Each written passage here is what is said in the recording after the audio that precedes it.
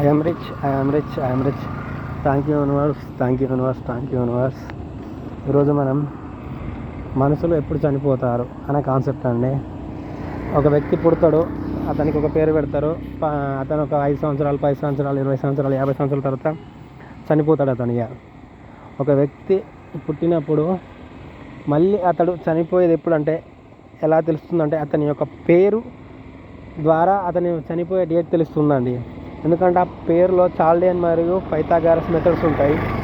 ఆ మెథడ్స్లో ఉన్న నెంబర్స్ ఏ వస్తాయో ఆ డేట్లోనే చనిపోతారండి. ఎగ్జాంపుల్ మనకు చాల్డియన్లో 23 నెంబర్ వచ్చింది అనుకోండి, 2 + 3 5 అన్నట్టు.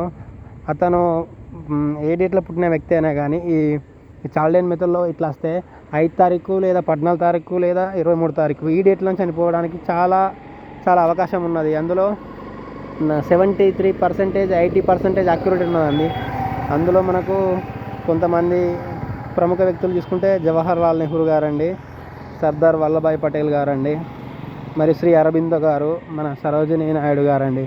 వీళ్ళ యొక్క చాల్డియన్ మరియు పైథాగరస్లో ఉన్న నెంబర్స్ ఏవచ్చాయో వాళ్ళ యొక్క డెత్ నెంబర్ ఏ తేదీన చనిపోయారో అదే తేదీ నాడు ఈ చాల్డియన్ మరియు పైథాగరస్లో నెంబర్స్ వచ్చాయండి.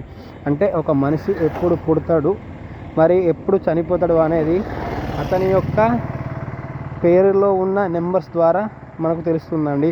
ఆ పేరు మంచిదైనా చెడ్డదైనా కానీ అతని యొక్క జీవితాన్ని రోల్ చేస్తుందండి. Thank you universe, thank you universe, thank you universe.